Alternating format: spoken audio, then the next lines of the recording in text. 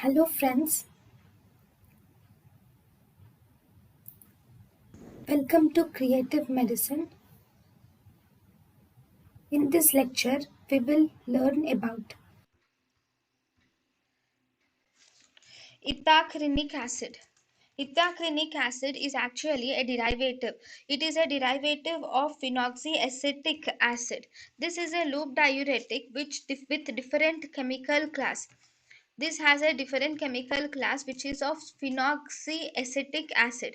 So this is effective even if there is allergy to the loop diuretics. Actually the loop diuretics are made up of sulfonilamide moiety. So as a result there is increased allergy is seen in the loop diuretics. That means if the patient is sensitive to one loop diuretics, then all the other loop diuretics do not work on the patient.